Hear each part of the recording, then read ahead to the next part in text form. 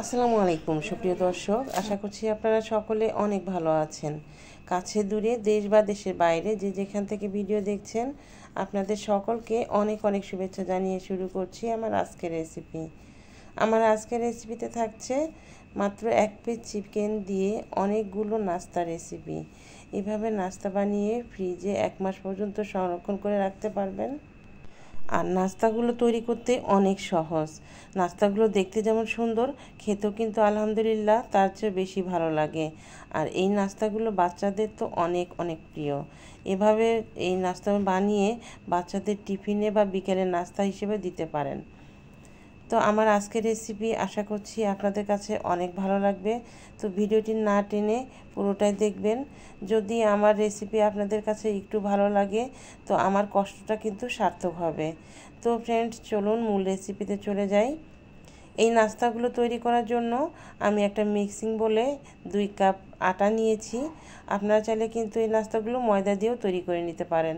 ময়দা দিয়ে আরও বেশি ভালো হবে এই নাস্তাগুলো।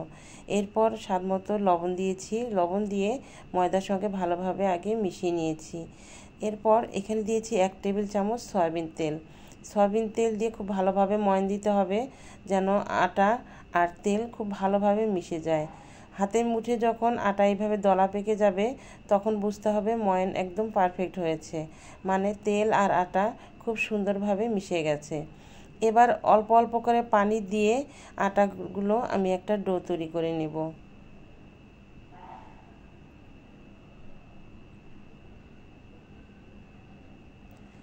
একবারে বেশি করে পানি দেওয়া যাবে না, তাহলে কিন্তু পানি পরিমাণটা বেশি হয়ে গেলে ডোটা শক্ত হয়ে যাবে আর এই নাস্তাগুলো ভালো হবে না।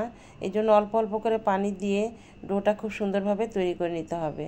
ডোটা একদম যে নরম হবে তাও হবে না, আবার শক্ত তাও হবে না, মিডিয়ামে রাখতে হবে। এরপর হাতে একটু তেল নিয়ে ডোয়ের উপরে খুব সুন্দরভাবে মাখিয়ে দিতে হবে, যেন ডোটা ড্রাই না হয়ে যায়। এরপর একটা ঢাকনা দিয়ে ঢেকে 10 থেকে 15 মিনিটের জন্য রেস্টে রেখে দেব। এই সময়ের মধ্যে আমি এই নাস্তার পুরটা রেডি করে নেব। এই জন্য চুলায় একটি ফ্রাই প্যান বসিয়ে দিলাম আর তেল দিয়ে তার মধ্যে দিয়েছি 1/2 কাপ পেঁয়াজ। এবার পেঁয়াজটা একটু নাড়াচাড়া করে সামান্য একটু ভেজে নেব 2 মিনিটের জন্য। যখন পেঁয়াজটা একটু কালারটা চেঞ্জ হবে সেই পর্যায়ে এখানে দিয়ে দিচ্ছি একটি গাজর কুচি, পাতাকপি কুচি, ক্যাপসিকাম কুচি। এই সবজিগুলো আপনারা আপনাদের পরিমাণ মতো নিয়ে নেবেন। এবার এই সবজিগুলো আমি পেঁয়াজের মধ্যে দিয়ে দিলাম, একটু নাড়াচাড়া করে ভালোভাবে মিশিয়ে নেব।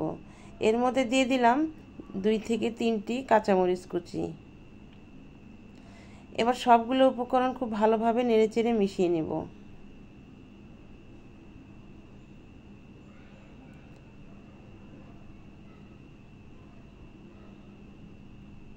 মেশানো হয়ে গেলে এখানে আমি চিকেন দিয়ে দিব। আর এই চিকেন একটা মুরগির মাংস ব্রেস্ট পিস নিয়ে আগে থেকে আমি সিদ্ধ করে এভাবে ছাড়িয়ে নিয়েছিলাম। সেই চিকেনের পিসগুলো আমি এই সবজির মধ্যে দিয়ে আবারও নাড়াচাড়া করে খুব ভালোভাবে মিশিয়ে নিচ্ছি। আর চুলা কিন্তু এই পর্যায়ে লো মিডিয়ামের মাঝে রেখেছি। চুলা যদি মিডিয়াম বা হাইয়ে রাখা যায় তাহলে এই সবজির পুরটা কিন্তু পুড়ে যাবে, সিদ্ধ হবে না। এই জন্য চুলা কমিয়ে রেখে এই সবজিটা রান্না করে নিতে হবে। এবার এর মধ্যে দিয়ে দিচ্ছি স্বাদ মতো লবণ, দিচ্ছি 1/4 চা চামচ ধনিয়া গুঁড়ো, 1/4 চা চামচ জিরা গুঁড়ো, 1/4 চা চামচ গরম মশলা গুঁড়ো, আর দিলাম 1 চামচ চাট মশলা।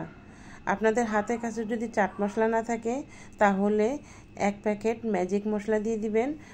দোকান থেকে যে 5 টাকা দামের ম্যাজিক মশলা পাওয়া যায় নুডলসে দেওয়ার জন্য, সেই মশলার প্যাকেট দিলেও চলবে।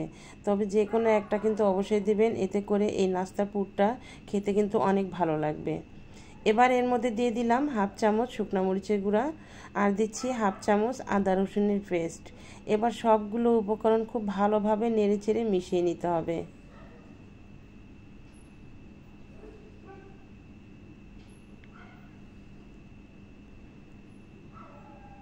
তো এভাবে কিন্তু আমি 2 মিনিটের মতো নাড়াচাড়া করে খুব ভালোভাবে মিশিয়ে নিয়েছি। এবার চুলার লো হিটে রেখে ঢাকনা দিয়ে ঢেকে 5 মিনিটের জন্য রেখে দিব, যেন সবজিগুলো খুব ভালোভাবে সিদ্ধ হয়ে যায়। তবে এর মধ্যে কিন্তু 2-1 বার ঢাকনা তুলে নাড়াচাড়া করে দিতে হবে, যেন সবজিগুলো নিচে পুড়ে না যায়। 5 মিনিট পর আমি ঢাকনা তুলে আবারও নাড়াচাড়া করে একটু মিশিয়ে নিচ্ছি।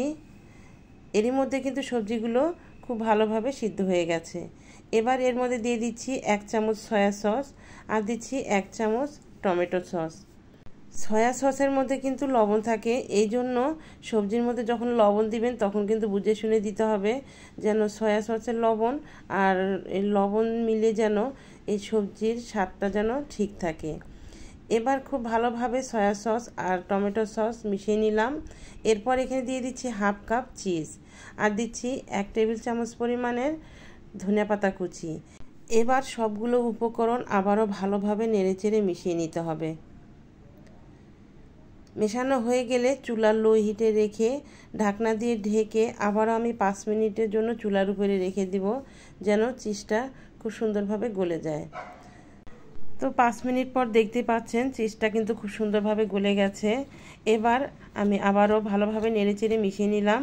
তো এই তো তৈরি হয়ে গেল আমার নাস্তার পুর।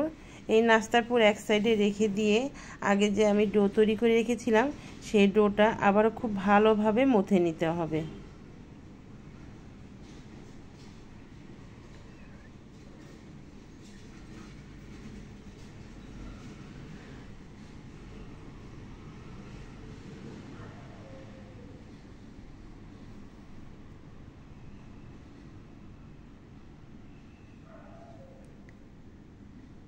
এবার এই ডো থেকে আমি 5টি লেচি কেটে নেব।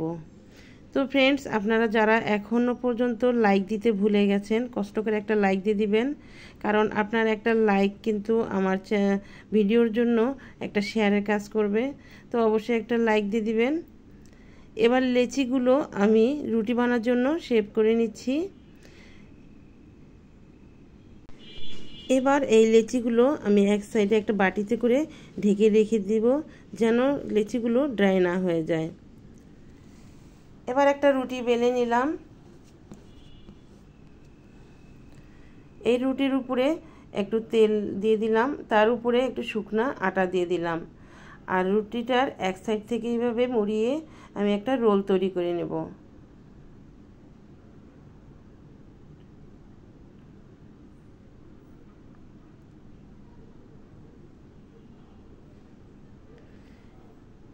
এবার এই রোল থেকে ছোট ছোট লেচি কেটে নিব। তো ফ্রেন্ডস, দেখে বুঝতে পাচ্ছেন যে 2 কাপ আটা থেকে কতগুলো নাস্তা তৈরি করা যায়।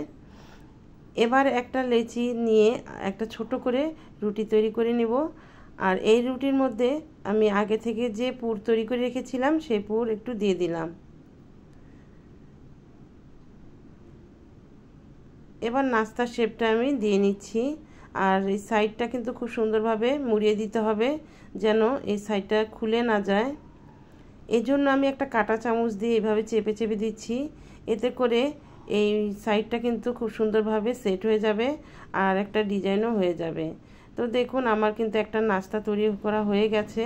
এবার আপনাদের বোঝানোর সুবিধার্থে আমি আরও একটা নাস্তা তৈরি করে দেখিয়ে দিচ্ছি।